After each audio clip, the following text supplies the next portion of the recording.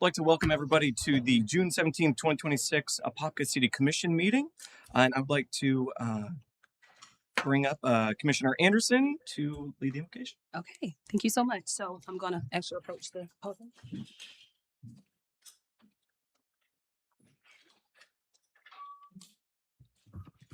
Good evening, everyone. Could you please join me, Pastor? And all please rise. And all please rise.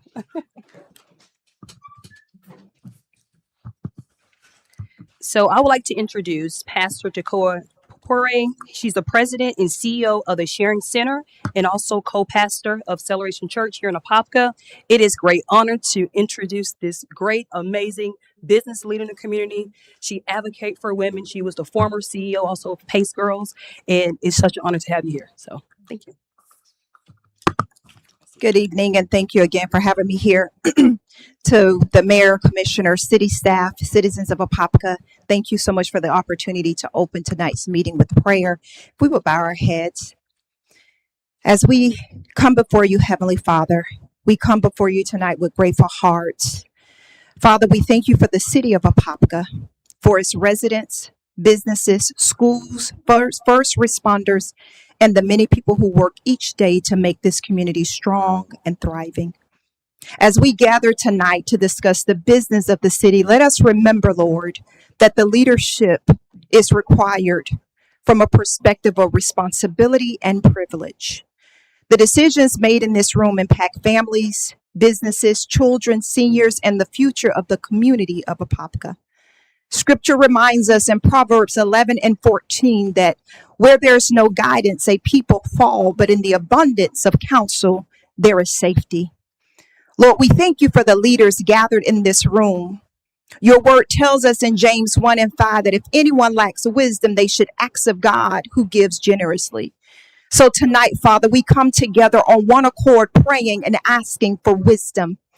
Grant our mayor, our commissioners, city staff, and community leaders clarity of thought, sound judgment, integrity, and discernment as they consider matters that affect the lives of so many. Father, help them to lead with humility, courage, and genuine desire to serve the common good. May every discussion be marked by respect, every decision guided by your wisdom, and every action motivated by a commitment to the people they serve. We pray tonight, God, for unity within the city of Apopka. In a time when division can easily arise, help us to remember that we are stronger when we work together. Give us hearts that seek understanding, solutions that promote flourishing, and shared vision for a greater future.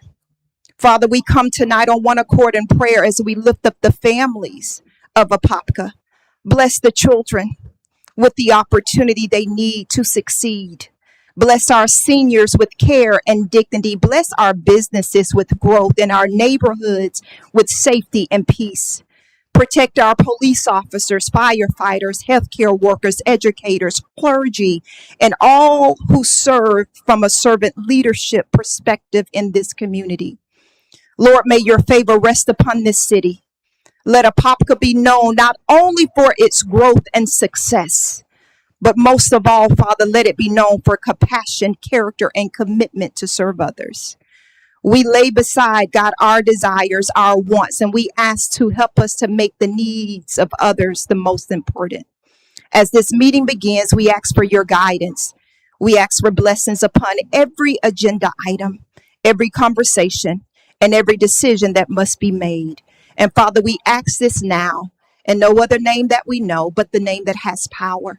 The name that when it's called upon, Father God, demons have to flee. When it's called upon, healing takes place. When it's called upon, those things that are dead must resurrect it. When it's called upon, your glory is present in the midst. When we call upon your name, all that we desire, all that we ask shall come together.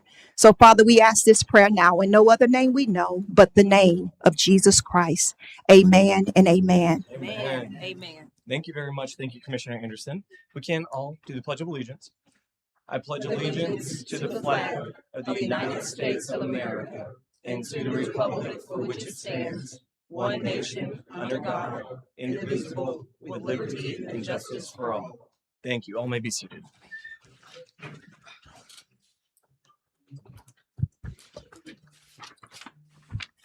All right, we will move to the public comment section of our agenda tonight. Mrs. Bone, do we have any speaker cards?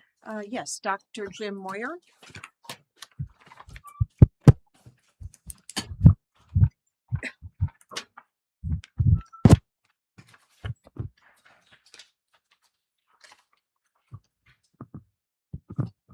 Good evening, Mayor, Commissioners. Good evening.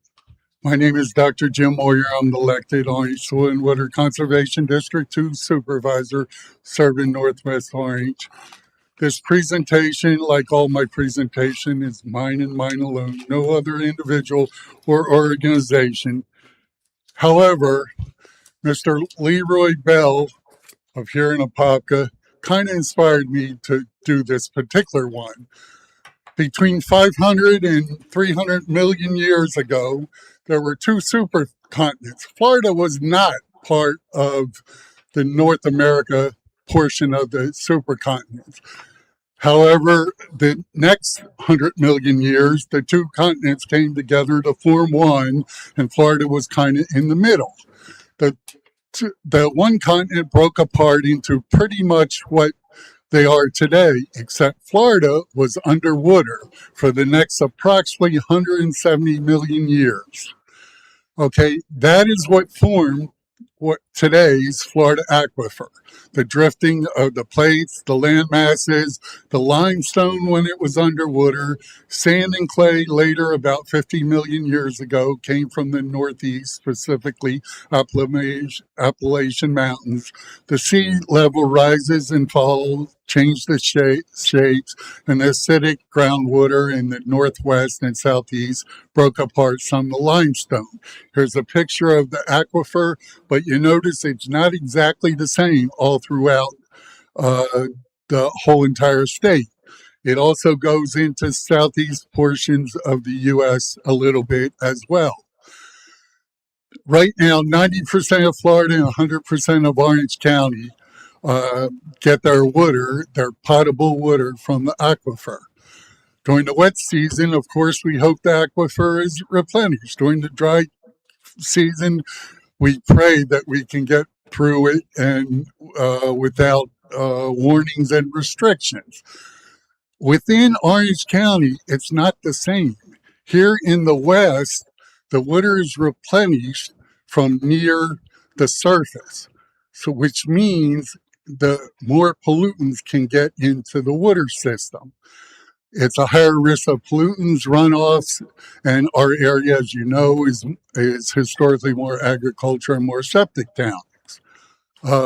So using my D2C3 all the year round, we should change our habits, conserve water use, but here in the western part, it's even more important to clean the water bodies and prevent pollution from going down into the aquifer. Thank you for your time.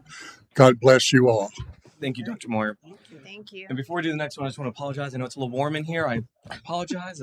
Summer, I got in here at 2:30 to turn it down, and it doesn't seem like it's keeping up sometimes. So I apologize for that. Please, next speaker card. Okay, Stacy Bryan.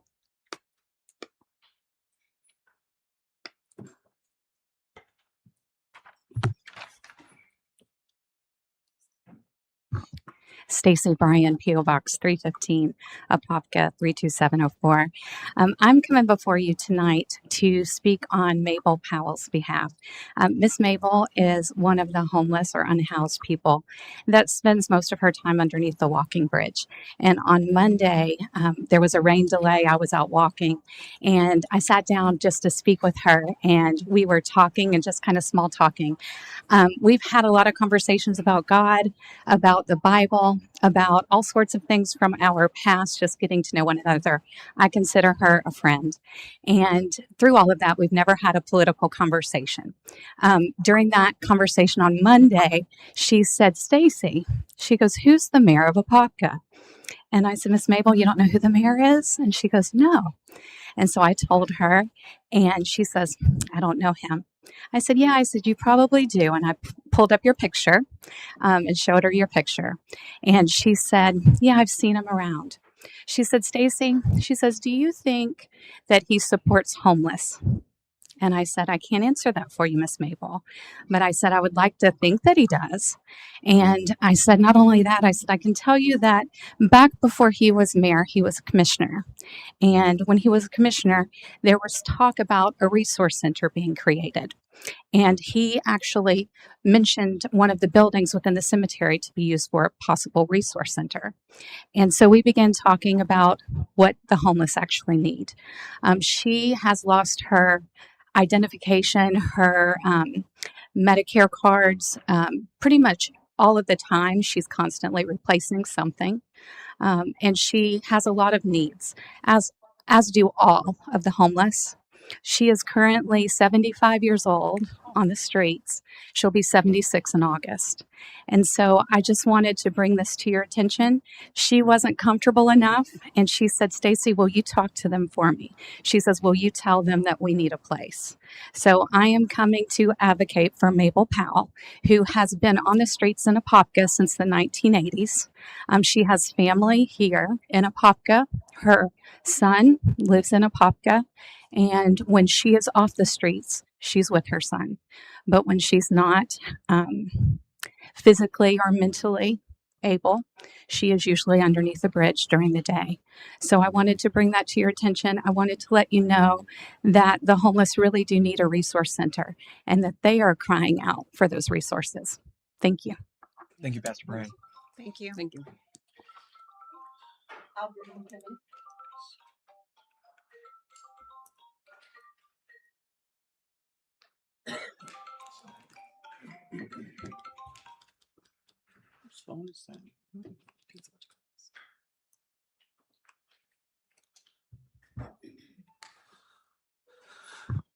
Albert McKimmey, 3603 Golden Gem Road. Mayor, Commissioners, you all find yourselves here tonight for two reasons. One was perception, and the other was morale.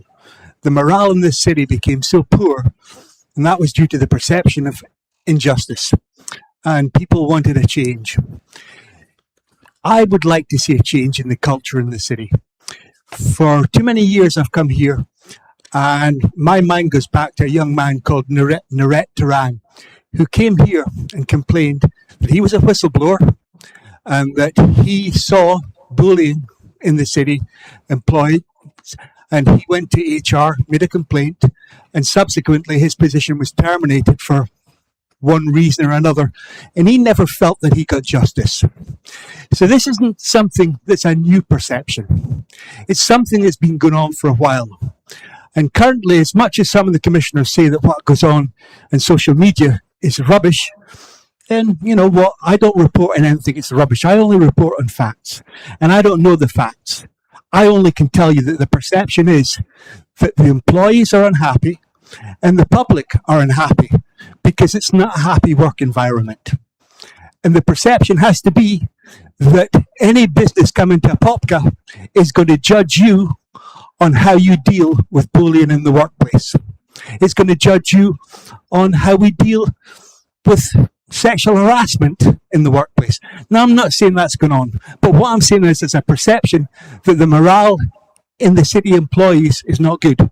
There's a perception that public servants in the fire service or the police service face difficulties if they have some complaint that happens at work, and that their health insurance is in a difficult position while they go through workers' comp or whatever.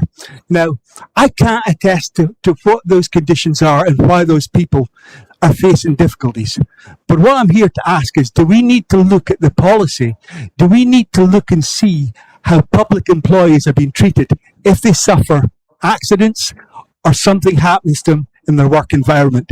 Because if it does, and they're subject to hardship because of it, it's not a healthy morale for the rest of the staff. It's not going to encourage people to stay in the city of Apopka.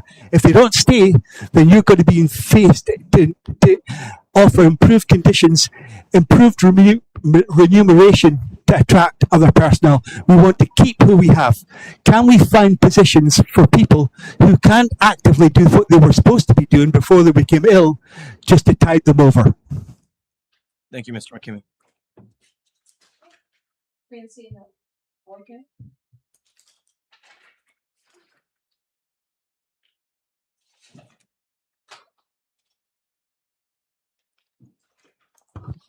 evening to the dice. Good evening. I am reflecting upon our early slaves who settled in what was known as the Rock Spring Plantation. Major William Delk and his 20 slaves settled, or I might say homesteaded, a 3,000 acre tract of the most environmentally sacred land in northwest Orange County in 1840. Major Delk freed his slaves in Rock Springs in 1863, right after the Emancipation Proclamation was signed. He said to them, "You're free to go," to avoid having his treasured land seized by the Union Army. William Delk was the father of Joseph Robard, who was his biracial son by one of his slaves. Joseph Robard was sought out by none other than Dr. Howard Kelly before Dr. Howard Kelly purchased what is known now as Kelly Park or / Rock Springs. It was said that Joseph Robard knew the area because of building dams and other environmentally things to protect that area. He knew the area very well.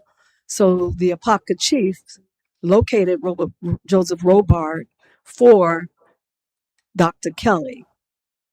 And Dr. Kelly purchased Rock Springs in 1926, donating the land to the community for their enjoyment. There were 3 slave owners, 2 others besides Delk. It was the Goolsbys and the Stewarts. After that time came Sarah Mead, a freed slave woman who settled at East 6th Street and McGee. The community became known as Sarah Mead's Bottom. Sarah introduced the majority of the early Black settlers who were there until 1937, when the city passed an ordinance prohibiting Black people to live north of the tracks. With that said, as we celebrate Juneteenth, I will forever be indebted to our early settlers. Thank you. Thank you, Ms. Boykin. Thank you. And Bobby Bowie.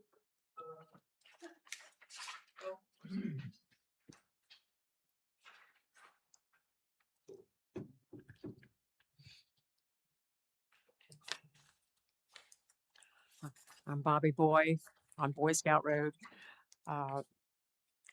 I've got a couple of things. About Can 1 you to 2 lower? years. Can I'm somebody help her lower the I don't The want to blow podium into itself. it. podium itself? Huh? Yeah, because I just see your Oh, eyes from okay. here. There it is, and then you'll Small be able to size. speak. Thank you. Okay. Thank you, We're Ms. going to be Boykin. challenged. Thank you. Okay. Couple of years back, I reported a hole that was on the corner of the southwest corner of 13th Street where it meets Ocoee Apopka. It was filled, lasted about 3 months, and it's been still there and growing. It's okay, big, about 3 foot long, about a foot wide. Trucks that do cut that corner do fall into that, and it just needs to be put on somebody's to fill. And the other thing, I have a neighbor that's a trucker, and he is having issues with trying to get through the Eden Crest roundabout. I like the roundabouts, but I don't think the bigger trucks were considered on that, although the center circle there is able to be ridden up on. But what's that going to do to that in the long run? I don't know. When we came here 40 years ago, and it was a nice little town, and it was quiet, peaceful. And about 5 years after we were here, the headlines on the newspaper was, "So you thought you'd never see a traffic jam in Apopka." And of course, it's only gotten worse since then. But anyway, I liked, of course, the 267 acres in front of me has all been ripped out, and it's now apartments and townhouses and everything else. And going to be a roundabout for the 429. And I think a market's going to go in there, which I think the neighborhood will enjoy, and a gas station because it's connected to the 429. And that's about all I need to bring to some kind of attention. I don't know. Besides them pumping the water from the retention pond over across into Boy Scout Road. You said on the corner of it was 13th Street and Apopka. okay, thank you. It's that southwest corner. Understood. And it's right there on the curve where there was a car parked right in the middle of the intersection there. He was going to make a left turn. Yeah, we all do it. So I went ahead and cut that a little bit too short, and the back end went into it. But it's no damage or anything, for the fact that I know I'm probably not the only one. And it's a yay deep. It's Gotcha. about 10, 12 inches deep. Well, thank you for bringing it to our attention. We'll take care of that. Okay. Thank you. Is there anybody else that did not submit a card that would like to speak during public comment?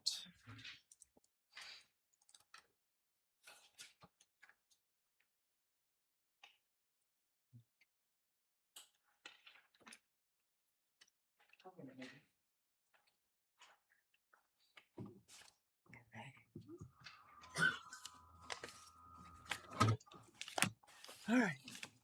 Good evening, Mayor and our wonderful commissioners. Good evening. Glad to be here this evening. First, I want to thank you, as I always do. My name is Virginia Street. I gotta remember to say that. Virginia Street with Compassion in Apopka. First, I just want to thank you for your continued support, for everything, and I mean everything you continue to do. Not just, and I continue to say, not just our leadership, but the people in the audience and people that are online that may be watching, that have reached out to me to donate things, to purchase things. I'm exceedingly overwhelmed by the kindness that we have here in the city of Apopka. I'd like to thank Pastor Bryant for bringing up Mabel. She's one of my favorite people. And her words and concerns are real. And you hear them in the meeting today. There's stories after stories after stories that I listen to. Everybody's got a unique story about why they're in the situation they're in, why they're sleeping under the bridge, why they're sleeping in a dumpster, why all these things are happening. And you already know that the weather is starting to get hot. We know, we can feel it in the room. Okay, but can you imagine having to be unhoused and it's 100 degrees standing outside? Can you imagine that? I stand out there with them sometimes, and I can't wait to get in my car, just turn the air conditioning on. So it is extremely hot. I'm asking for your help to come up with a remedy. I know we're working on the resource center, and yes, they ask me all the time, what is the current administration going to do about a resource center? And I tell them, look, things are coming. We're having the meetings that we need to have, but they need to see something. So I know that the resource center and the things that we are currently working on there are moving in a positive direction faster than they ever have. And I appreciate that. What I would like to do is I'd like to come up with some ways of trying to help them. I've already seen signs of heat exhaustion, people, passing out because they're so hot. And I just drive around with water in the back of my car because I'll never know who I'm going to see that hadn't had any water for the day. So things that you can think of that you can help me with for this hot season that's going to come up. Because, it's not even July, and we're already hitting 100. So the temperatures are rising, the heat exhaustion is happening. Just please help me as much as you can. You can see me personally. You can also go to Compassion in Apopka on Facebook, and you can contact me there. Thank you. Thank you. Thank you, Mrs. Street. Mhm. Excuse me, Mayor, I have a question. Yes. We had two speakers mention the homeless in a resource center. Can we add that to a workshop so we can discuss? Absolutely. Thank you so much. Yes. Thank you. Appreciate it.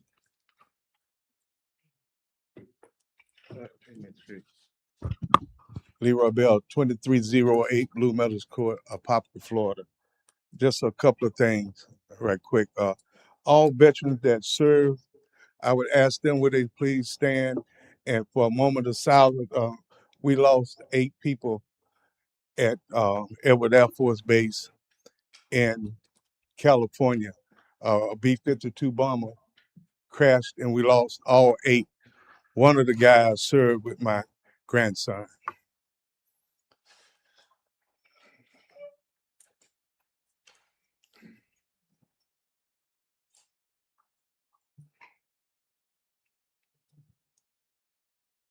Thank you. Secondly, with the hurricane season coming in, I would just like to ask with the palm trees, with all the limbs and stuff hanging over, with the high wind, that's how we lose a lot of palm trees. And they have the thing they call hurricane the tree.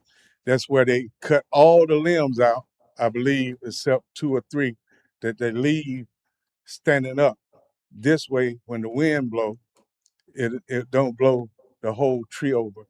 And I would like to ask that, and also, have there been any program in place that to start right now for hurricane awareness here in the city? Thank you, Mr. Bell. Specific to the palm trees, it was one of my priorities as well, and government works a little bit slower than I prefer, but it's my understanding that palm tree trimming should be starting tomorrow, weather permitting. So that will be starting on our main thoroughfares because we've discussed that in the past, and it's one that I've definitely heard, well received, and definitely working on. Specific to hurricane and programs and education side of that, I don't think we have anything formally set. I know the county does in some capacity, but we definitely can do more here locally to educate and provide more resources. So I was actually at a, I think we all was actually invited to it. It was the, I forgot organization, but they had it actually was what center was that? Is a organization that actually with the county, that partners with the county, and they'll come in and do an educational seminar for our residents. So I'll get the information, I'll get it to Rap and get it to Please, you. that'd be great. And it'll be, yeah, so we can do Absolutely. that. It's definitely going to be well warranted and well received. Okay. Hopefully we don't have bad hurricanes, but you never know, and I'd rather be prepared than not. So any other public comment? Anybody that didn't give a card would like to say anything in general? All right, thank you. Then we will close the public comment period. We will move on to approval of minutes. Has everyone reviewed those minutes? Any questions, comments, any changes? Then I will look for a motion to approve the meeting minutes of June 3rd, 2026. So moved. Moved by Commissioner Barron, Second. second by Commissioner Anderson. All those in favor, say aye. Aye. All opposed? All right, the motion carries unanimously. We'll move on to agenda review. Mr. Williams, is there any changes to the agenda? Yes, I apologize, Mayor and Commissioners. Staff need to pull business item number 1 and number 2 off of tonight's agenda. We do have some additional adjustments we're looking at before we bring that back to commission. Okay, so that's the City of Apopka's administrative policies number 107.3 procurement proposed revisions. That's business item number 1 going to be pulled and then and put on a later date. And then number 2, utility estimated billing policy. And number 4 for me, just for discussion purposes. The award of contract. So that's for consent. Consent. Yes. We'll do that. Yeah, these Okay. ones specifically are being pulled off the agenda. We're not discussing Okay. tonight. So yes, but yeah, we'll get to that and absolutely because that is important to pull off and discuss. So thank you, Mr. Williams. Anything else on that capacity? No, sir. Thank you for that. Next, we will move on to proclamation. So I will come down and present those real quick.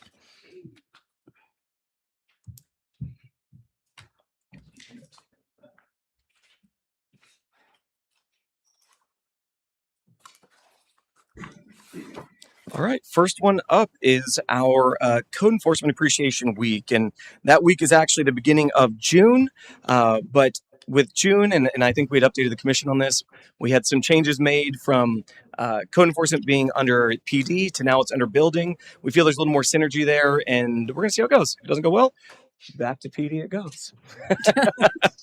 But super excited about the changes and a lot of team players. And I wanted some of the code enforcement officers to be here, but long days for them, so I get it. It's late. So I will read this proclamation. Whereas code enforcement officers provide for the safety, health, and welfare of the citizens in this community through the enforcement of building, zoning, housing, fire safety, environmental, and other codes and ordinances. And whereas the work of code enforcement officers help save lives and improve neighborhoods and quality of life for the citizens of Apopka. And whereas every day, assisted by support and program staff, they provide quality customer service to the public for the betterment of the community. And whereas code enforcement officers are unsung heroes that accomplish code compliance with their efforts and expertise. And whereas code enforcement officers are dedicated, well-trained, and highly responsible individuals who take their job seriously and are proud of their department and the local government within which they serve. And whereas the Florida Association of Code Enforcement, or FACE, has declared the first week of June be set aside by local government to honor and recognize their code enforcement officers. Now, therefore, I, Nicholas L. Nestor III, Mayor of the City of Apopka, Florida, by virtue of the authority vested in me by the City of Apopka, do hereby proclaim June 1st, 2026 through June 6, 2026 to be Code Enforcement Officers Appreciation Week.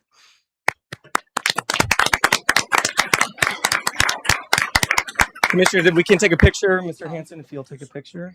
Okay. Thank you. Picture. I didn't think anybody was here. Forgot Tom. Yeah. That's right.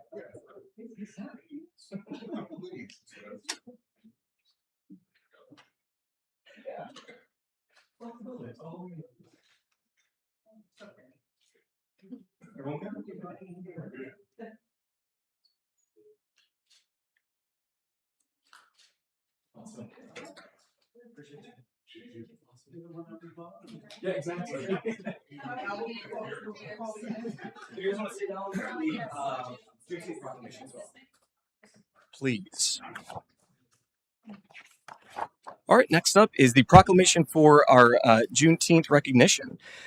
Whereas our country is made up of the people from every nation on earth who are declared equal, not only in freedom, but also in justice. And whereas our nation began on July 4th, 1776, with the signing of the Declaration of Independence, the most well-known statement of that document being, we hold these truths to be self-evident, that all men are created equal, that they are endowed by their Creator with certain unalienable rights, that among these are life, liberty, and the pursuit of happiness. And whereas on January 1st, 1863, President Abraham Lincoln signed the Emancipation Proclamation, stating that all persons held as slaves within any state or designated part of a state shall be thenceforth and forever free.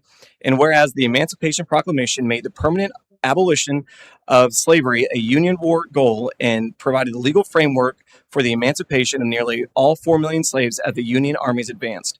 And whereas on June 19, 1865, almost 2.5 years later, Major General Gordon Granger arrived in Galveston, Texas, and announced the end of both the Civil War and slavery with the announcement, the people of Texas are informed that, in accordance with the proclamation from the Executive of the United States, all slaves are free. This involves an absolute equality of personal rights and rights of property between former masters and slaves, and a connection heretofore existing between them becomes that between employer and hired labor. The freedmen are advised to remain at their present homes and work for wages.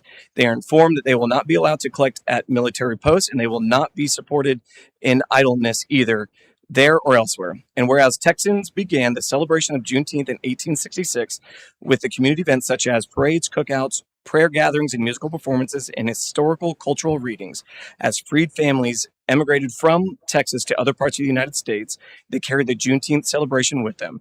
And whereas on January 1st, 1980, Juneteenth became an official Texas state holiday, and whereas the day was recognized as a federal holiday in 2021 when the Juneteenth National Independence Day Act was signed into law. Now, therefore, I, Nicholas L. Nestor III, Mayor of the City of Apopka, Florida, do hereby recognize June 19th, 2026 as Juneteenth in the City of Apopka and encourage all residents to observe this date with appropriate programs, activities, and reflections.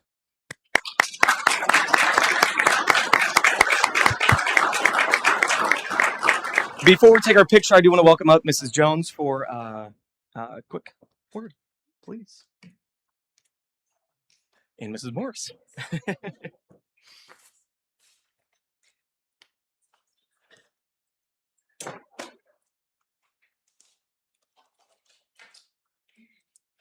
Mayor and commissioners.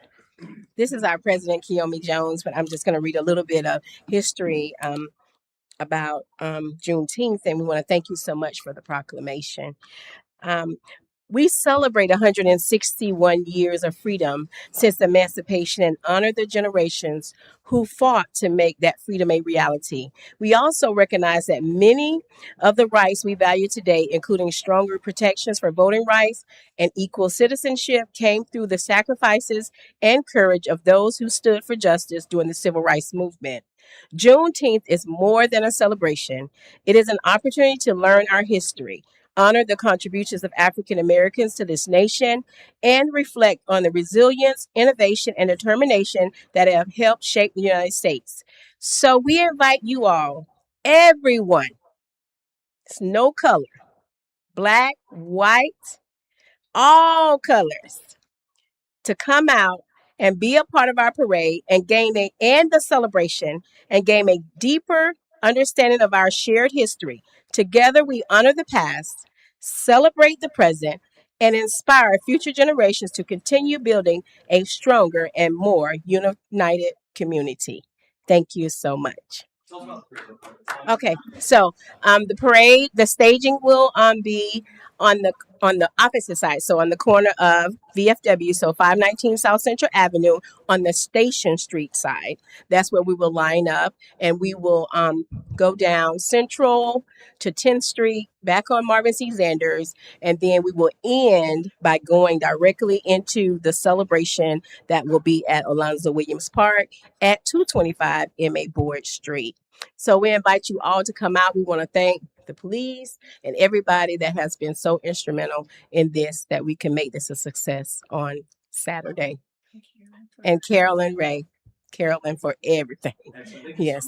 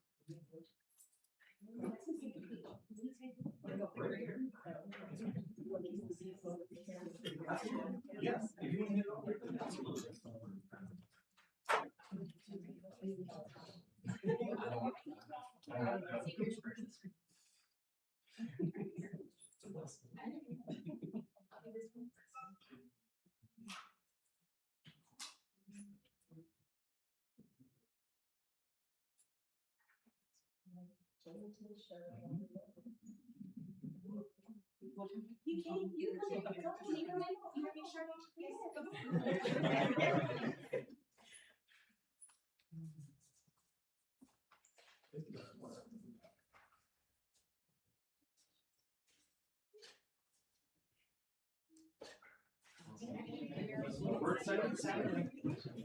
So excited. Thank you guys for listening. Let's do anything in the house. Thank you. Thank you. Good.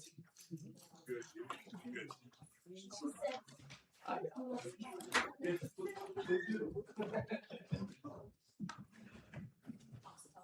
Yes, I did. Yes. I'm scared of her.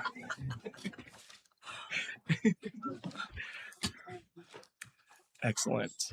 All right, we'll move on to the consent agenda. We will be pulling 2 items and any others that you guys would like to discuss. So one of them will be number 4, which is the award contract for RFP 2026A-301, consultant services for the South Apopka annexation feasibility study to the Corradino Group, Inc. We're going to pull that for discussion. And then I also want to pull the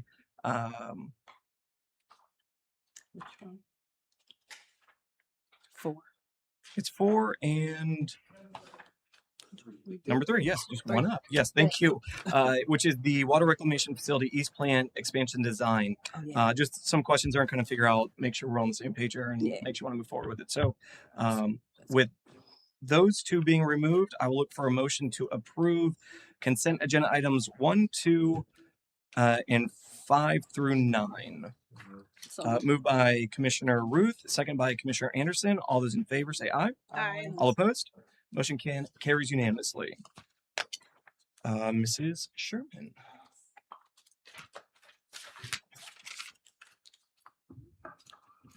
Okay, I'm going to start with item number 3. Yes, ma'am. Okay, thank you. I will. The request before you is to approve a negotiated contract for RFQ 2025A-184 for the Water Reclamation Facility East Plant Expansion. In November of 2025, the contract came before council for approval, and Tetra Tech was awarded the contract. I want to make sure I got that right. And we were authorized to proceed with negotiations. We have completed those negotiations, and it came in at an amount of $4.4 million with a 10% contingency that takes it to 4.9. Thank you, Mr. Sherman. So the reason I wanted to pull this is that this is the design for the East Plant down on Cleveland Street. And effectively what this is going to do is just the design of a additional capacity water plant, which we somewhat discussed at the workshop specific to Golden Gem and just some capacity along with Orange County as well. That question came up of, have we negotiated anything with Orange County? Do they have capacity for us? And they do have capacity for us, and there's options there to move forward with that. Whereas this potentially would cost, I'm going to say 6-figure price tag, but I mean in millions. So it's going to be more than $100 million, this entire project. So we need to decide, do we want to spend the $4.5 million, well, a little over, now to do the design when this is not in our capital improvement plan at all anyways? So do we have the appetite to pay for the design now and then hopefully within the next Never. 5, 7, 10 years? I think one of my concerns I brought up is that if we pay for this now and we don't have the money, and then we're going to have to redo it again. So if we don't have the capacity right now, because we don't have $100 million right now. So I think without a strategic plan on how we're going to go from A to Z, I think it's premature to pay for something that we possibly have to update later and pay for probably more expensive. So I just think right now, I think we should table it until we're able to. Can we use that $4 million somewhere else Mhm. to build capacity? Well- To build extra. Well, don't we have a plant there that we're not using? Yes, and that's being I could get this wrong, so please correct me. I believe we have a loan out for $25 million that will be retrofitting the West plant to get it to where we need to be to add that capacity. That was the SRF loan. That's it, yeah. Thank you. So that is going to be up and coming. The $4.5 million are impact fees. Yes, It would have to be used in expansion to your point, but it could offset some other cost or allow maybe some other projects in some capacity. Yeah, because during our agenda review, we were discussing that, and as Commissioner Anderson said, investing $4 million that we can get results from it rather than a design, and we don't have the money to continue. It would be best to invest that $4 million in something that will have an end result. Makes sense. Any other comments, questions on that front? I agree. Okay.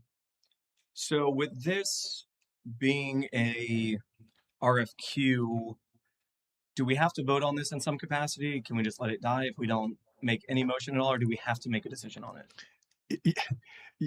You don't have to make a decision, but the people who are out there waiting probably deserve to know what's happening. Okay, understood. So I will look for a motion to either approve or deny the RFQ 2025-A-184 for the Water Reclamation Facility East Plant Expansion Design. So I move to deny. Okay. Do I have a second for denial? Second. Second, motion by Commissioner Anderson for denial, second by Vice Mayor Velasquez. All of those in favor say aye. Aye. All opposed? Motion carries unanimously. Thank you for that. Next up, we'll be discussing the annexation feasibility study. Thank you, Mayor. The item before you is to award a contract for RFP 2026-A301 for consulting services for the South Apopka Annexation Feasibility Study to the Corandino Group, Inc. This solicitation was issued on April 26, 2026. We had 4 responses from Blue Star Holdings International, LLC, SciBite Technologies, Inc., the Corandino Group, Inc., and WGI, Inc. The evaluation committee consisted of Valdemir, our city engineer, Andrew Brown, Antoinette Forbes, and Deputy Chief Daniel Garcia. The qualifications and experience was 35 points, understanding the scope of service and overall project approach, methodology, and ability to meet timeline was 40 points, and the price proposal was 25. The Corandino Group came in at 96.5. The second one was Blue Star Holdings International, LLC, at 80.96.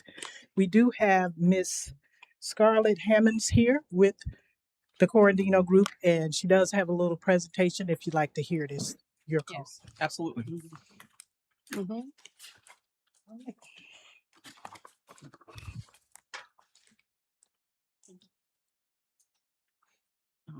Shoot. This time Good evening. Good evening, Mayor and Commission. My name is Scarlett Hammonds. I am a senior planner with the Corandino Group. And just wanted to introduce our firm really quickly.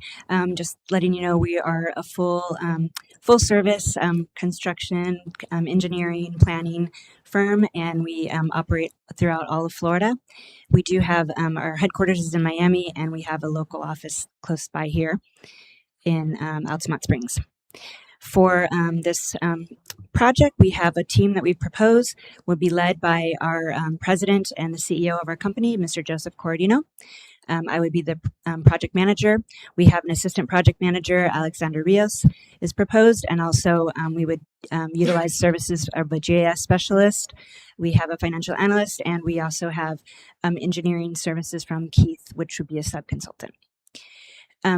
The tasks in this scope consist of 7. I'll just briefly go through those 7 tasks.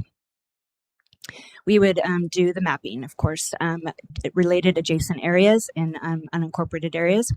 We would map out the existing water and sewer, the proposed expansion to those services, and also the general land use patterns of the proposed annexation area will be identified.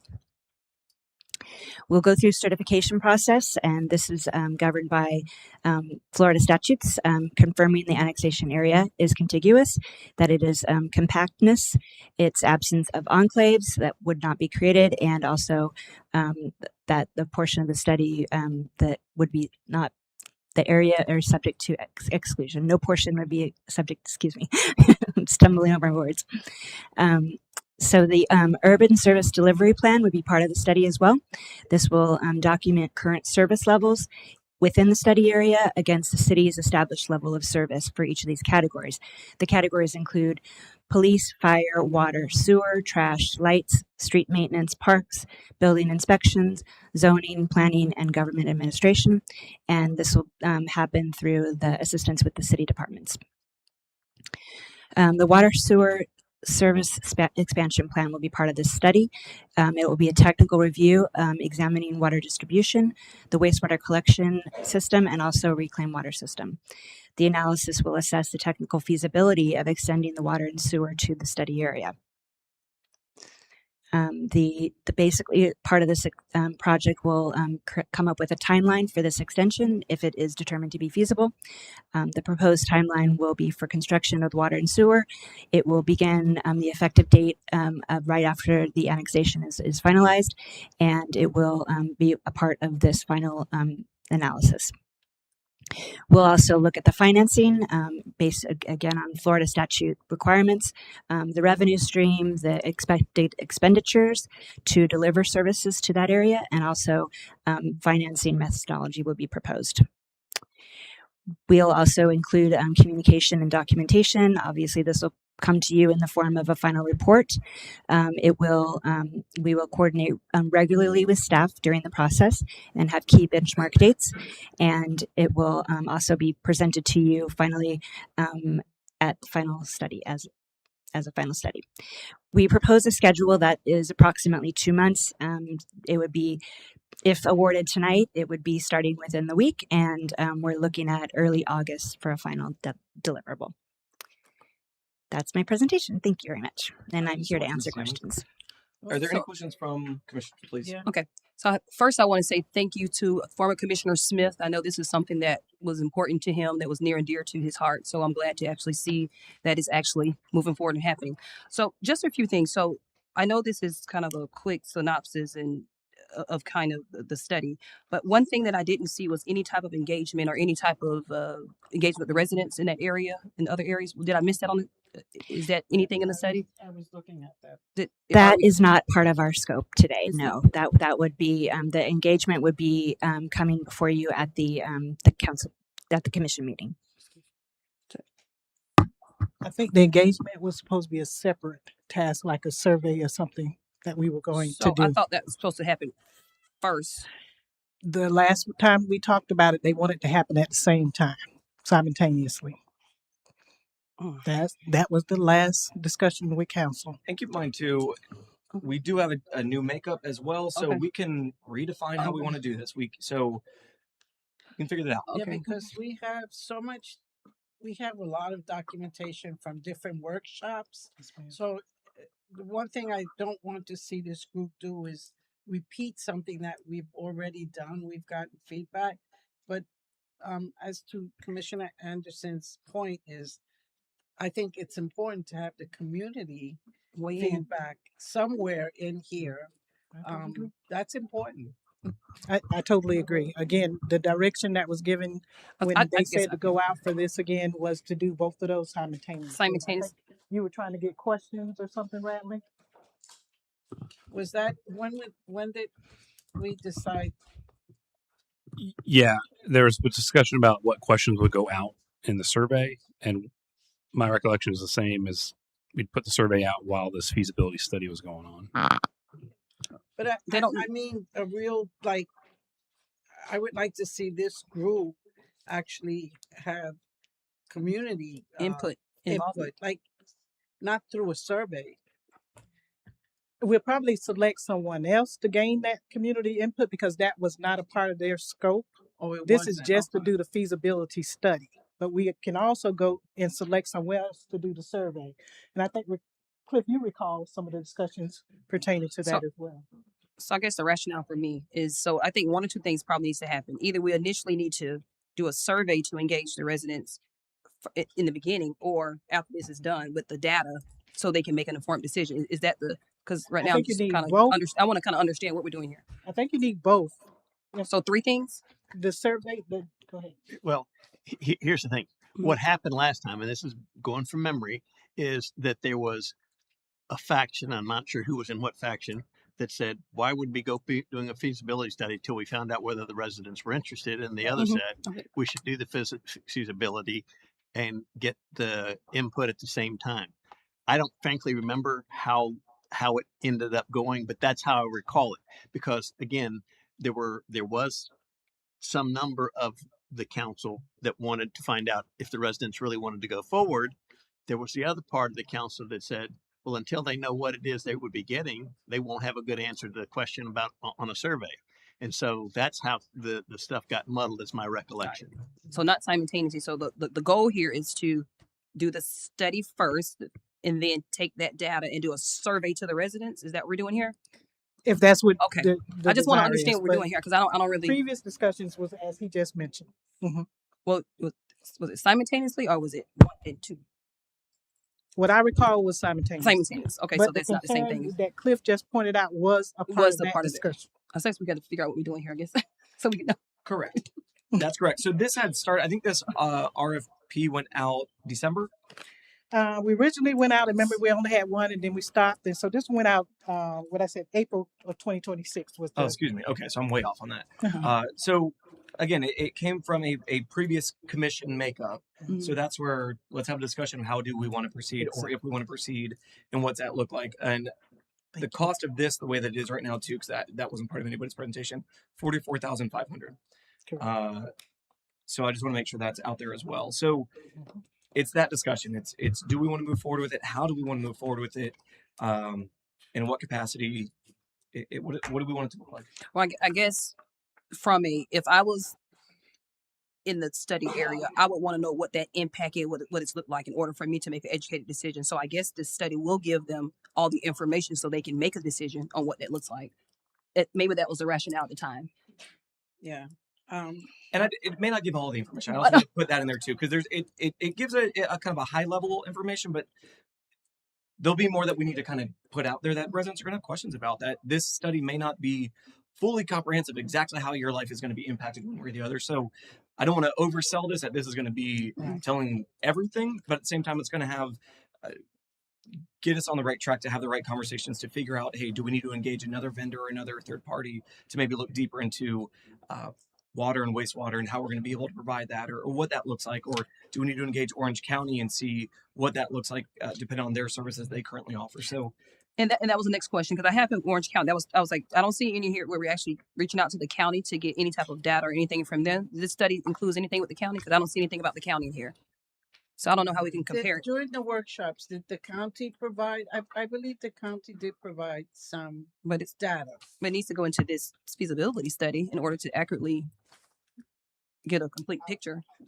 Yes, it is the intent to work with the county. Absolutely. I apologize. I didn't mention that in my presentation, but it is in our overall scope of services that the big one. Okay, so the big scope does include it does the county include in there. Okay, working with the county. Because you'll compare current level of service on whatever it may be, then match it to ours. Correct. And kind of compare. Correct. So you will need their numbers. And we'll data need all their data, location, their sewer, water, all of that. Yeah, that was one of my correct. Perfect. Okay, because I think that was provided to us. Remember one of the workshops? I remember the workshop, but information was. I know. I have all the. Problematic. I have all the. Yeah, I have all the workshop. Okay, paperwork. Makes sense now. Okay, it makes more sense. Any other questions, Commissioner? Okay, Commissioner Vice Mayor. Excuse me. No, that's fine. Yeah. So I guess what we're doing is this. We're gathering the information. Yes, And ma'am. we'll have to survey. At the appropriate time, we'll start the survey when we have enough information and have the appropriate And questions. kind of craft the survey from there. Yes. Okay. That's a little more detailed. Yes. Of what that looks like. Right, because the last one was for each of us at the previous I understand. to give what we questions, and we didn't know what to ask. Correct. And we can engage a third party vendor to help with that. Yes. massage that, make sure we're legally compliant as well, because we can't advocate.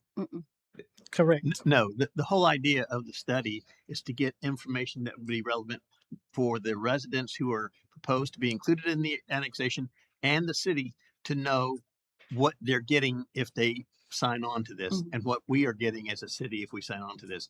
And that is why you may recall that there is an option, not one that you have to do, but that there's an option to have both the city vote and the annexation area vote. So far, my understanding is we would only be having the annexation area vote, but it could be both and require both approvals. You don't have to have the city vote. That's your call, but you can. But if that's the case, then both are going to have to line up. If you don't have the city vote, because you have the action authority as the commission to say, if they vote yes, we want them, then it's literally up to them to say, yes, we want to be a part of it. Okay, thank you for that. Any additional comments from the commission? I just have I guess it's a question. Not a guess, it's a question. So in terms of once we do this study, we get the results from this study, and we disseminate this survey. Is this a survey that's going to be a canvassing type survey where we're knocking on doors, or is this a internet, email? This will be your call. But the real question is not who does a survey, which is a procedural matter. Y'all can decide whether you want to hire a separate company to do it, just like you hired a study company to do the feasibility study. It may be the same company that did the feasibility study if they have the ability to do surveys. The real question, and what got bogged down last time, is what kind of questions you ask and based on what data. The assumption is you take the data from the feasibility study and you'd say, this study is done to try to answer as many questions as possible. But once you start picking and choosing the data from the survey, or from the study to put in the survey, somebody could accuse you of trying to balance the scales one way or the other. So really what you want to do at the end of the day is, here's the feasibility study. You can provide factual answers to questions. That's the kind of limitation on politicking when it comes to an issue that will ultimately be a ballot issue. But that's it. And now individually, you can advocate for whatever you want. You can go down to the neighborhood and say, "Hey, would be great for you guys. And let me tell you all the things for reason why I think it's a great idea." You can also say personally or on your own social media, "This is a terrible idea. Nobody should ever go for it." Whatever you want to do personally, but as a city, we are very limited. Perhaps creating a citizen advisory board. They would be the same restriction. Okay. They can't spend money advocating for an issue. Got it. But more of reviewing and pulling questions. Possible, but again, at the end of the day, the most important thing about whatever you put in the survey, so everybody will accept results, is that it's, I hate to use this phrase these days, fair and balanced. You understand why I hate to use that phrase, but again, that's really the goal, because if you're in the area to be annexed, what do you want to know? Are my taxes going up or are they staying the same? Am I getting better services? Is my EMS time quicker? Am I going to have more police, less police? Et cetera, et cetera. Are my property values likely to go up, stay the same, go down? All those kinds of questions are the ones that would typically move the needle on how I vote on annexation. And that's the stuff the feasibility study is designed to tell you. Okay. Yeah. Okay. Yep. Okay. Thank you. Well, one of the problems I have, we're doing a feasibility study to tell us if they want to come in. So we're going to spend $45,000 between now and August. Then we're going to have another discussion that's going to move us another $50,000 to go to December. What I'm trying to figure out, how does that relieve the pressure at Michael Gladden and Apopka Vineland when they're asking me, you're doing a study and we need a traffic light. We need a traffic light at Cleveland and Apopka Vineland. And we're doing studies. It sounds like what we've been doing for the last 8 years. We're doing studies, but we're not really doing nothing that helps relieve everybody else's issues. I'm just kind of curious how we got here. Well, I think how we got here is that you have residents that is in the county that feel that has advocated and want to be part of the city. So those we same also, residents are stuck at Michael Gladden and Apopka Vineland because they can't get. Your question was, how did we get traffic. here? And that's how we got here. Is that we had citizens that came in that wanted to be part of the city, and it's been an ongoing conversation since I got on council, even before council, about it For decades. It's been decades. Yes. So I think it's just one of the former commissioners really advocated for it to bring it to an end. Yeah. Because we just kept kicking the can down the road. Sounds like we're still doing that. But no, we're not. We actually, I think we kind of. If I can jump in real quick here, if we can describe the reason we're doing the study, and Ms. Sherman, if you can describe why. I can't just put this onto a ballot. We can't just make the decision. It's a requirement, and I think our city attorney. It's a legal requirement. If you're going to take in an annexation area involuntarily, that's the only way to do it. I can ask to be annexed into the city voluntarily, but to take in an area involuntarily, you have to have that area vote. And part of the issue that goes into the vote is them having information to decide which way they should vote. That is why a statutory requirement is a feasibility study. And it's why I would distinguish that kind of a study from anything else that you may be wanting to study, because this is the only way to proceed with an annexation of some portion of South Apopka. If that is still something that the council wants to determine whether or not there's a desire for that amongst the people who live there, that's the only way to get there. A survey will just tell you about interest, but it still would have to have a feasibility study first. And that's why we had the discussion last time. Well, don't we want to know if they're interested before we do the study? Well, don't we need the study to determine whether they're interested? That's where we got kind of wrapped around the axle. But legally, the feasibility study has to happen before it can go on the ballot, period. You don't have to do the survey, but you have to do the feasibility study. So that's the next the rationale for how we got to where we're at and why this is in front of us right now. Yeah, There's a lot of There is. So, any more comments? 'Cause we can move to public comment, then we can have a little more discussion. Okay. Public Thank you, comment. Ms. Sherman. You're welcome. I'll open this up for public comment. I'll say something. I don't want to talk when I'm talking.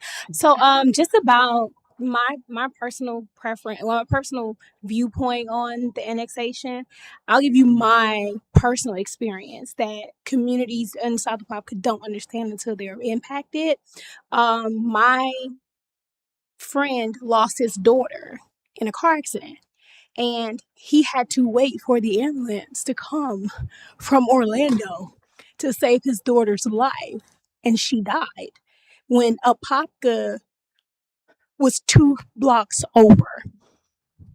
So those minutes that people in South Apopka may not think about, it is life or death when it comes to your money being paid in the city and you're not being able to receive those things based off a block that you live. People may not agree until it's you. But that's all. Your name for the record, please. Kiyomi Jones. Thank you, Mhm. Ms. Thank you, Ms. Jones. Thank you. Thank That's you. great perspective. Thank Thank you. I can say something. Mhm. I'll say something. I lived on 319 West LJ Gilmore Street for over 10 years, and I have been part of this whole process multiple times.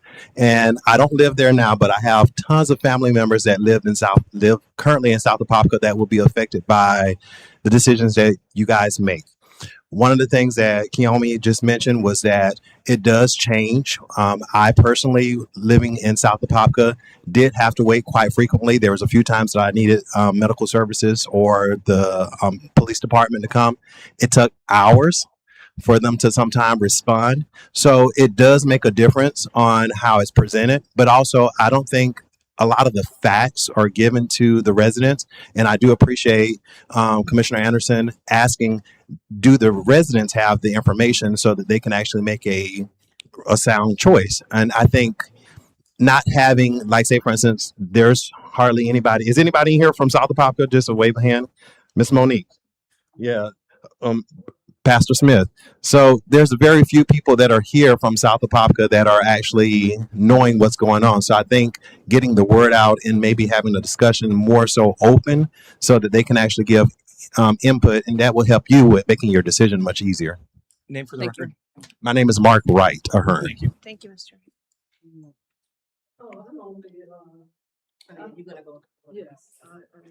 Am I? Am I? Yes. To the constituency of the city of Apopka Diocese, I am the voice of what has been dubbed as South Apopka by many individuals in recent years. First of all, there is no such place.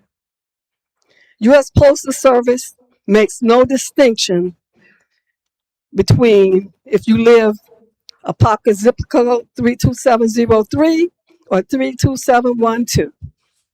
The proposed study to be funded by the city of Apopka to annex a certain defined section of unincorporated southern Apopka into the city limits already reek of unfairness. An automated presentation done a few months ago by a company had only one bidder.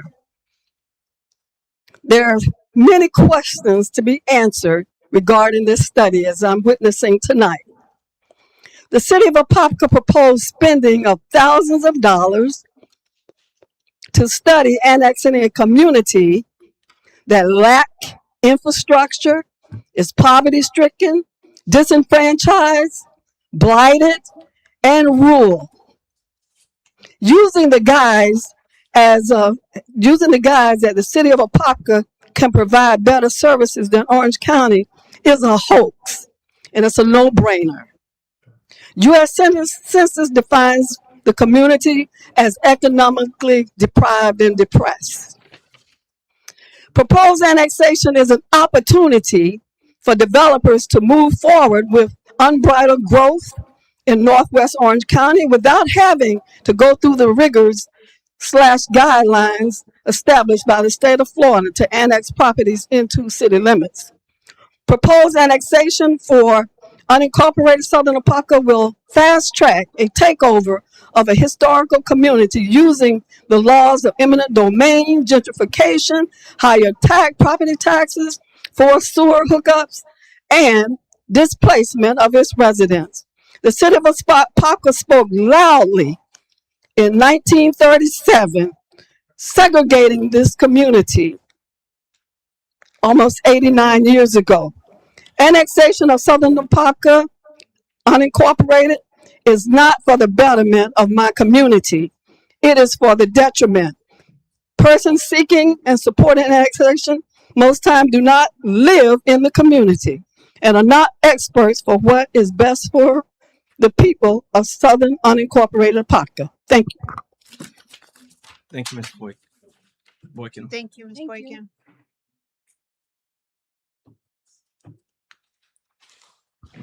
Monique Morris, 630 East 13th Street, Apopka, Florida. Um, I just would like to say it is what Kiyomi said. I want to ditto to that, that there are many times that when you call the police, someone was walking around my house one night and I'm on the phone saying, hey, somebody's walking around my house. I need somebody here. Several APD passed by. However, they was telling me to stay on the phone, stay on the phone, stay on the phone. Orange County is coming. We won't lose our history if we are annexed into the city. I believe that where the government that's closest to you can do best for you. And I would say I've been here, I've been on the news about it, talked about it, Mayor Nesta, we've been doing this for a long time about this same situation. I just think the first thing we need to do, maybe the survey, but I think we can go into the churches. We can go into the churches. We have a ministerial alliance that the pastors are a part of. We set up a team, whatever team you guys set up. You go into the churches or you have a meeting in the churches and then you give them and you educate them about it, because a lot of the people are elderly, of course. They don't know about the annexation. They're just thinking they're taking something away from me, or something like that. So if we're educated to know what it is, then I think people will understand it better. But I know doing a windshield survey and riding around the town, that's not going to do it. We definitely have to get out there and educate the people. And that's first, you can start with the churches, going into the churches. Thank you, Ms. Morris. Thank you.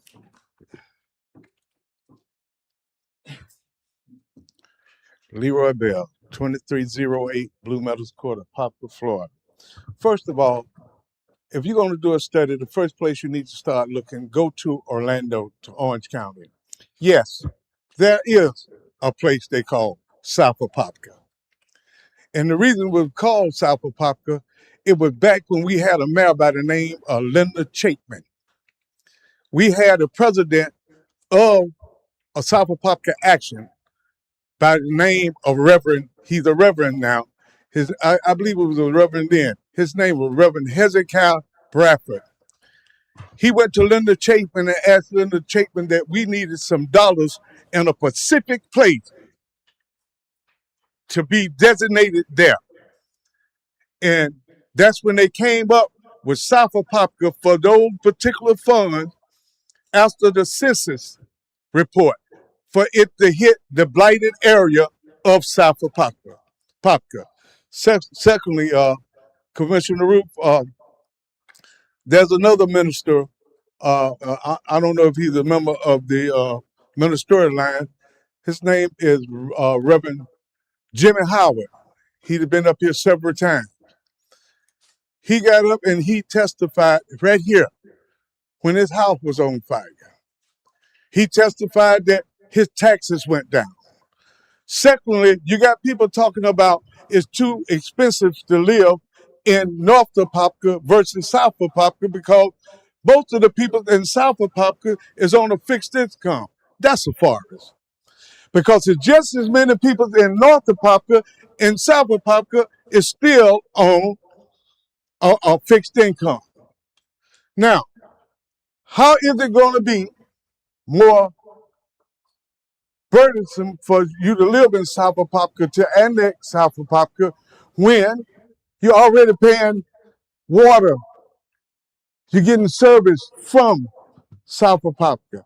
Apopka paying into the economy of North Apopka. Every time they send their kids to school from South Apopka. They send them to the city of Apopka. Every time they get ready to buy groceries, where do they buy groceries? Not in Orlando. They buy it in Apopka. When they buy gas, when they buy clothes. What the forest is, we're raping these people over here. You mention all the time about the guys that you train. The majority of the professional football players and baseball players, where they come from? South Apopka.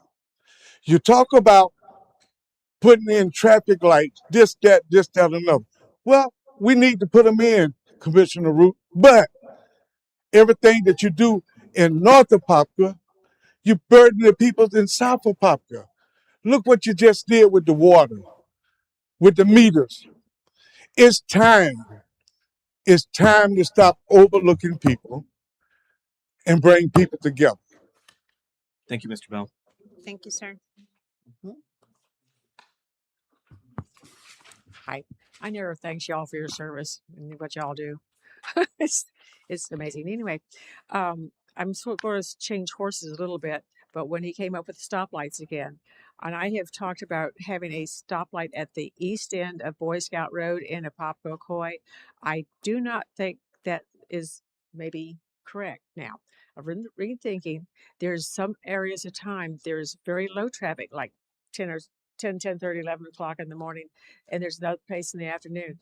If we have a stoplight that's stopping traffic when there's nothing maybe coming one way, and we're all sitting there at a light, or if we had a four-way stop sign, at least when the traffic is flowing or there, they can move and not be sitting, waiting, burning their gas and stuff, sitting at a stoplight. It was just some thoughts I had with that. And yeah, I guess that's about it. It's just the lights are not discriminating about the flow of traffic. And yeah, anyway, I'm sort of changing my thing off the stop light itself. Okay. Thank you. Thank you, Ms. Bobby. Thank you.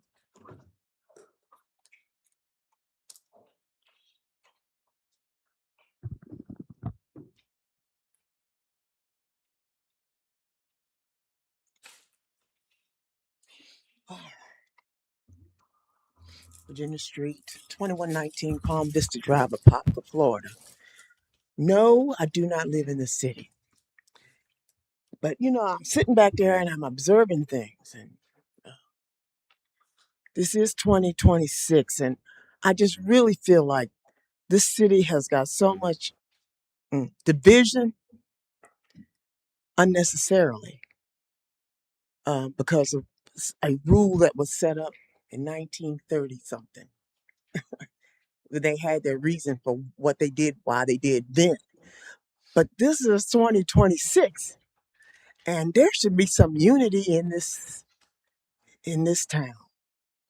There should be some unity. What example are we setting for our children as they see separation at the middle schools and the high school when the children from so-called South Apopka go to Apopka Middle School? What? There's no unity. There's no unity here.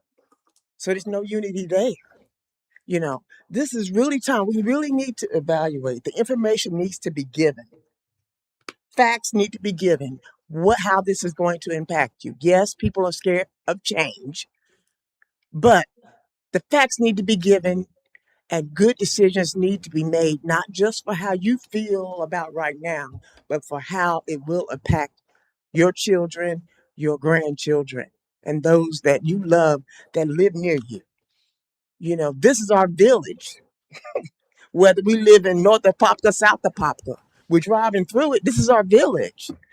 And so we need to have some unity right here. And it's got to start right here. It's got to start right here. That's really all I got to say. Thank you, Mr. Street. Thank you.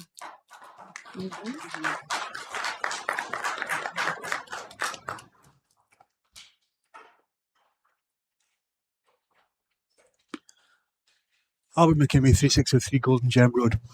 Earlier on tonight, I mentioned perception.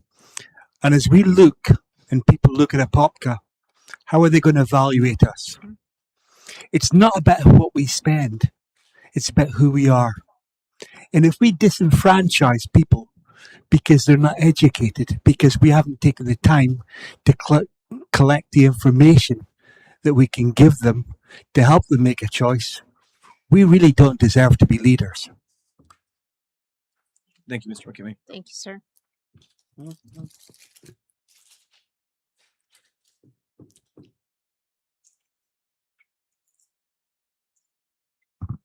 Alexander Smith, 569 Strathclyde Court, Apopka. Mayor, Commissioners, it was 89 years ago when the law was passed that African Americans couldn't live on this side of the track. And it's sad that here we are 89 years later, still talking about division. Our attorney has told us over and over again, in order for the unincorporated part of Apopka that we're talking about to be annexed, this study is required. When the contract was presented to us before, when I was on the council, my agreement was to vote to delay and have the RFPs sent out again because they said we didn't have enough time to conduct this study. They have done that. Now we have a company now that's ready to do this annexation study, and the time to do it is now. We don't need to put fear into people about annexation.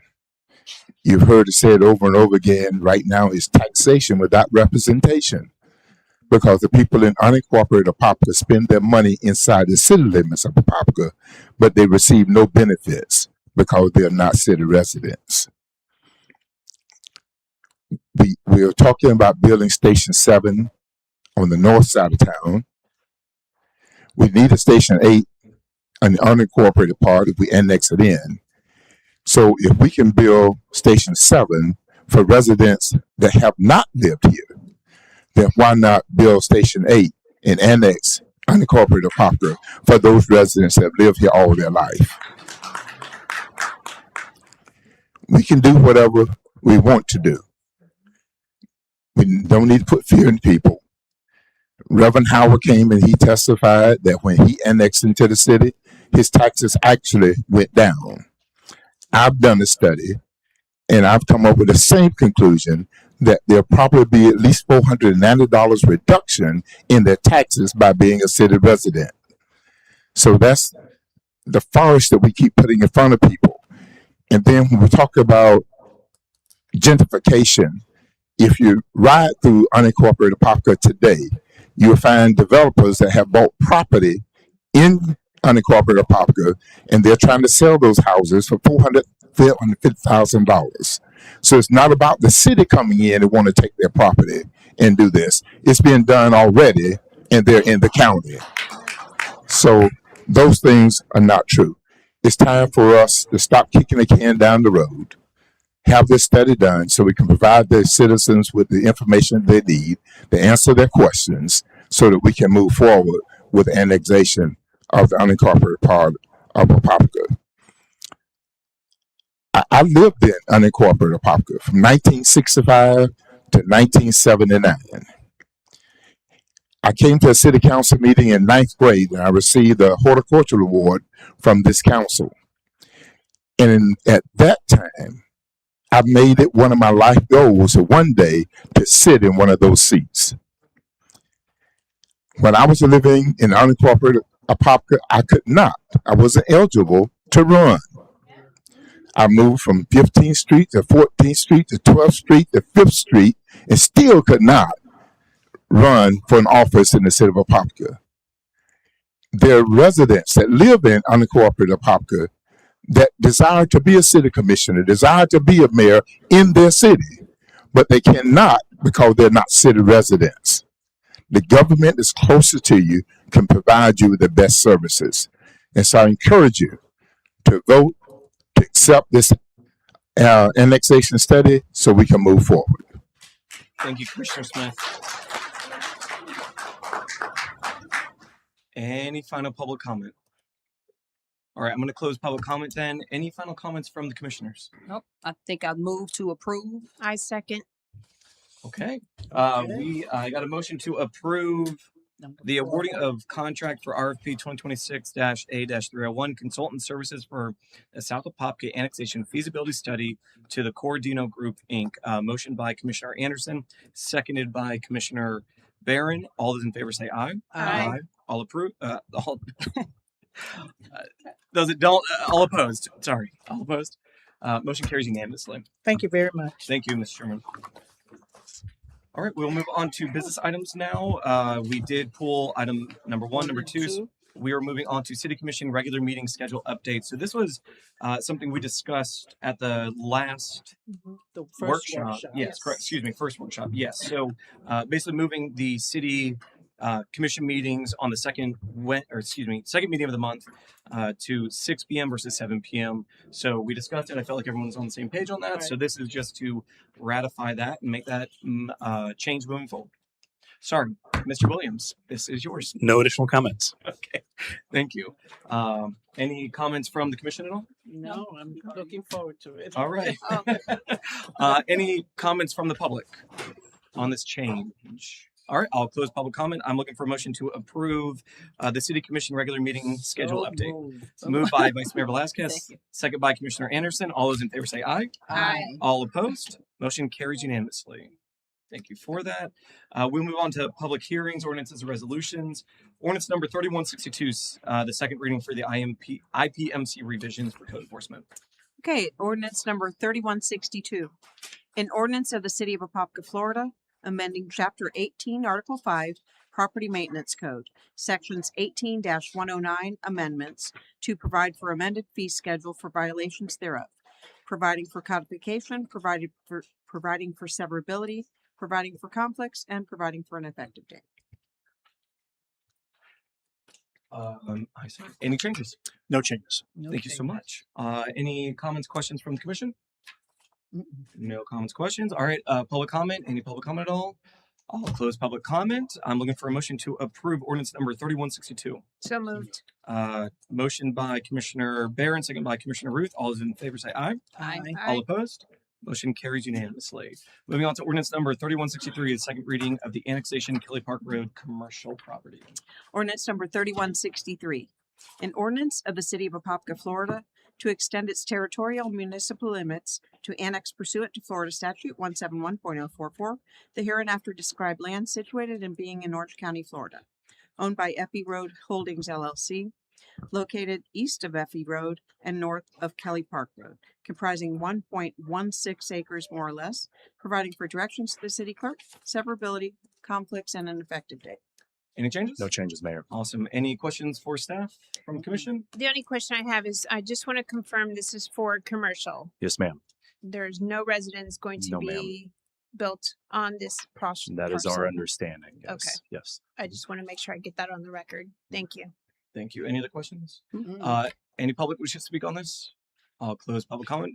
I'm looking for a motion to adopt ordinance number 3163. Motion by Commissioner Ruth. Second by Commissioner Anderson. All those in favor say aye. Aye. All opposed? Motion carries unanimously.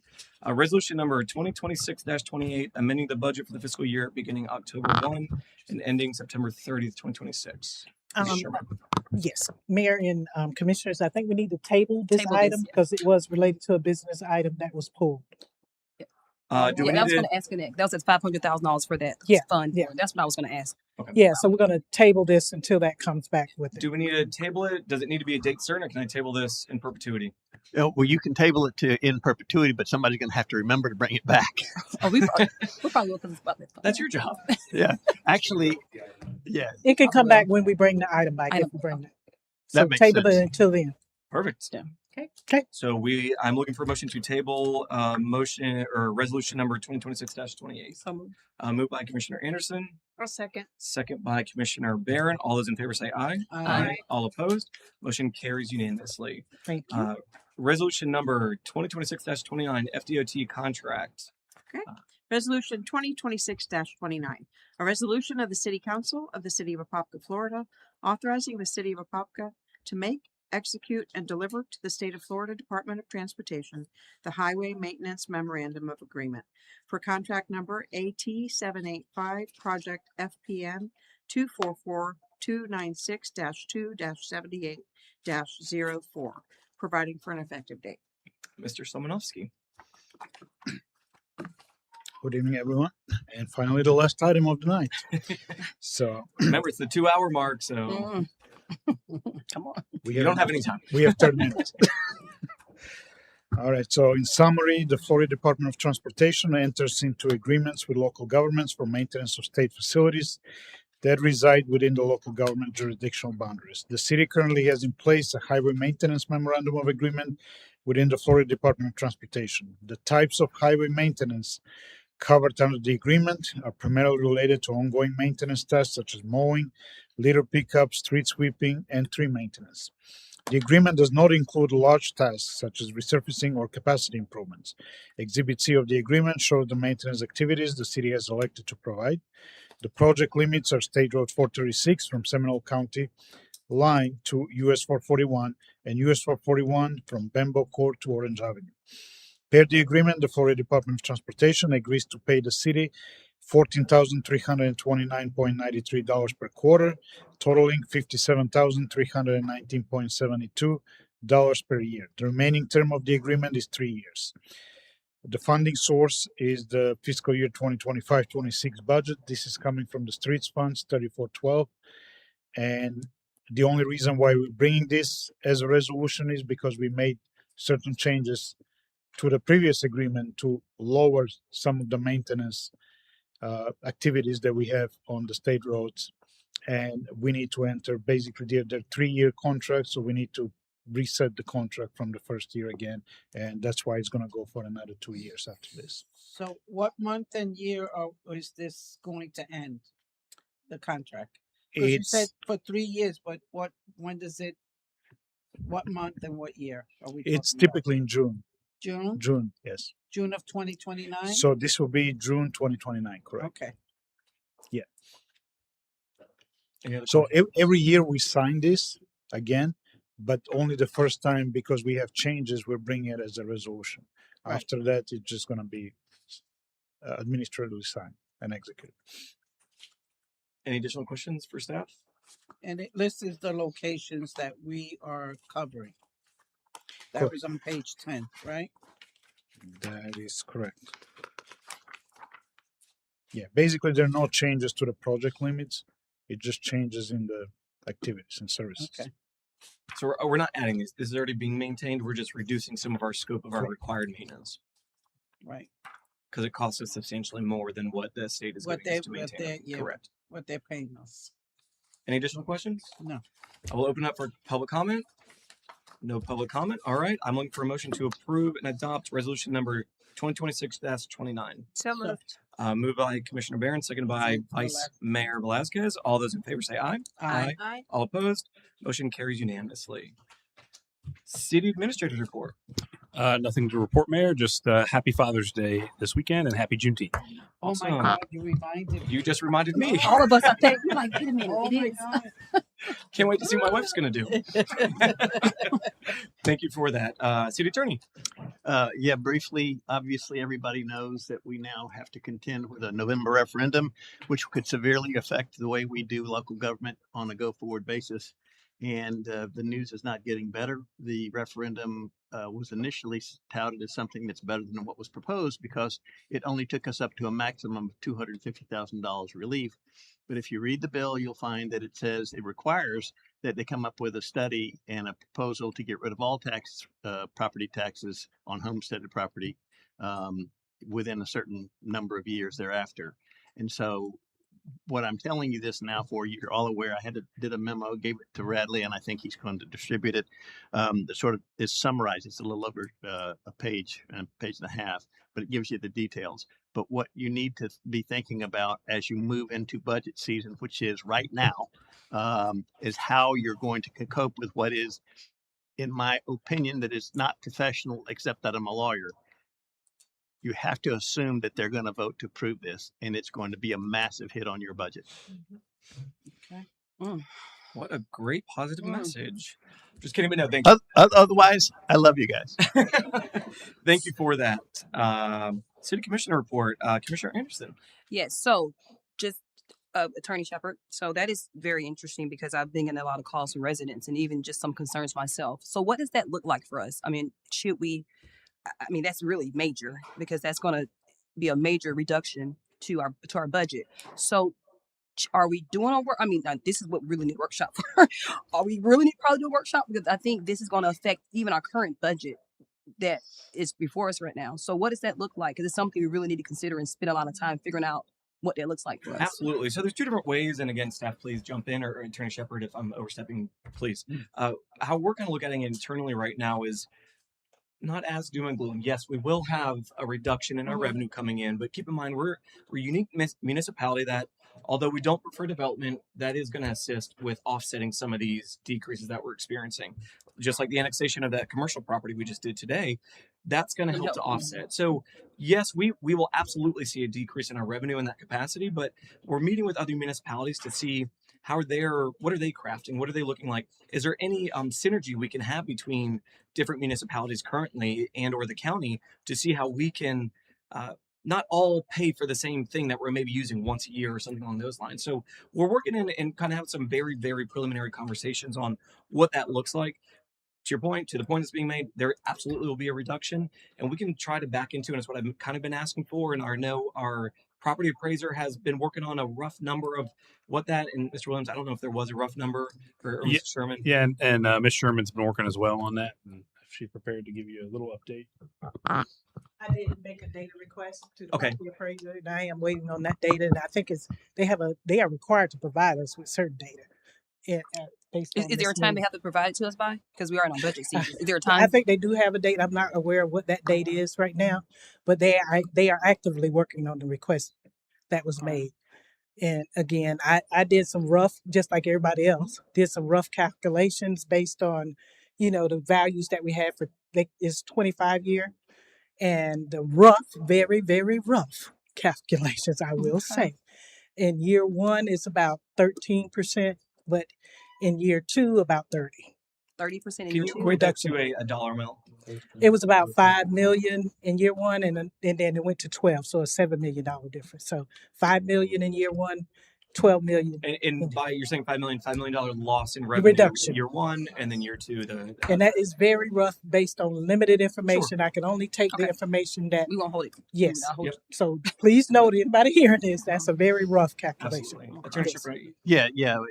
What's important is not just that the reductions will hurt, because they clearly will, but it is not as if you're going to have a lot of options about, well, we can't do this nice extra thing, but we'll do this nice extra thing instead, because the nice extra things have been extricated from the reform.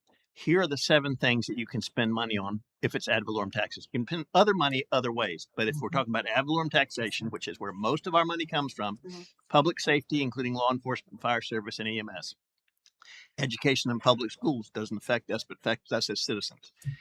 Infrastructure, including road and bridge construction, maintenance, stormwater control. Natural resource projects, including flood control. Local bonds and debt service on existing obligations, existing being critical. Employee retirement benefits and operations of administration of county and local municipal government, except expenditures prohibited by general law.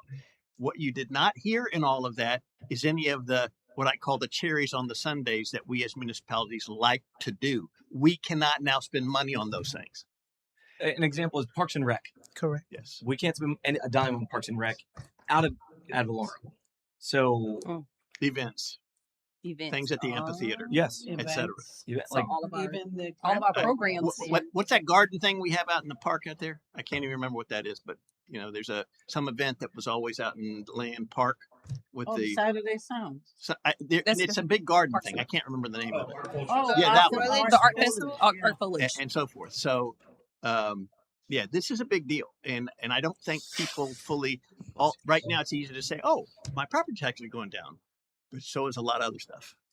So, and we will just have to get creative, which is great. We will do it. And so I don't want, although it's very serious, we're gonna have to make a lot of tough decisions. We're gonna figure it out. We can do it. And again, we're in a unique position in the city that we're gonna hopefully be able to have a very soft landing as this starts to progress. So, We'll be coming back on the 24th, remember, in the schedule for the budget process. It was going to be a workshop, but I think it has to be a special meeting for the mainline new special assessment.